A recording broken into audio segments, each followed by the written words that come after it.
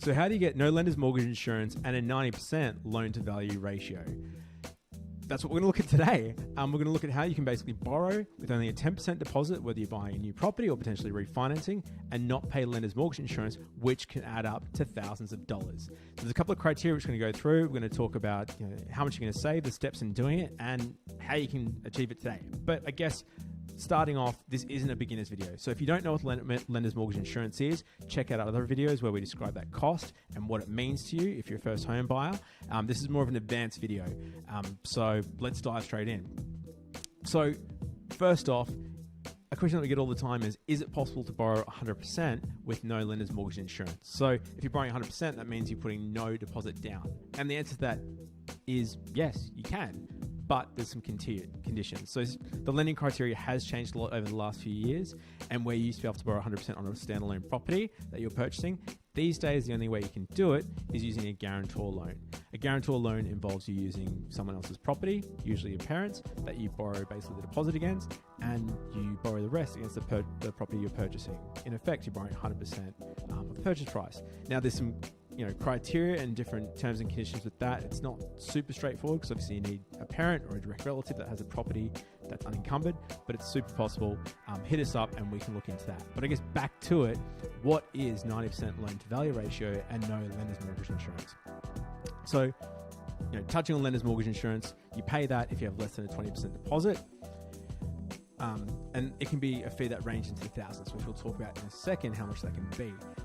But therefore getting a 90% LVR, that means you're only putting a 10% deposit down and you're not paying lender's mortgage insurance. So what are some of the criteria on this? One, to be able to get 90% no lender's mortgage insurance, you basically need to be eligible for the bank's criteria. Now they have specific jobs that you need to qualify to do that, which we're going to go through in the next step. But without that, if you don't work in one of those jobs, and it's not just doctors, there's a bunch of other ones, you don't qualify.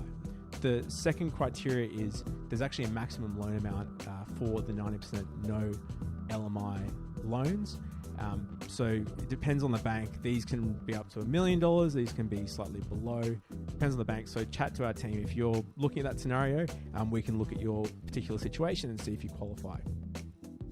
Number three is interest rates. So you'll be surprised to know that with a lot of the 90% no LMI loans that we're looking at, you still can qualify for the same interest rate discounts if you've got 20% equity. So it's pretty cool.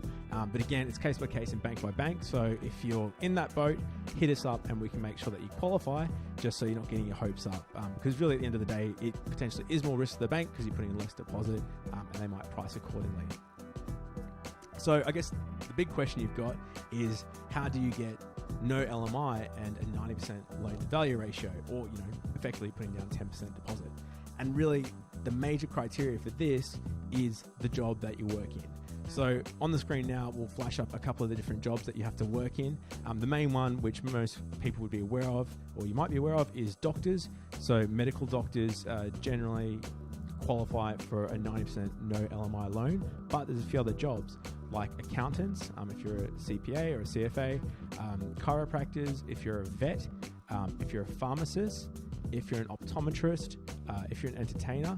Another one that's weird, I think, is professional athletes. So, I don't know, if you're out there and you're a league player or you play cricket, you potentially qualify for a no LMI 90% LVR loan, and then engineers and lawyers.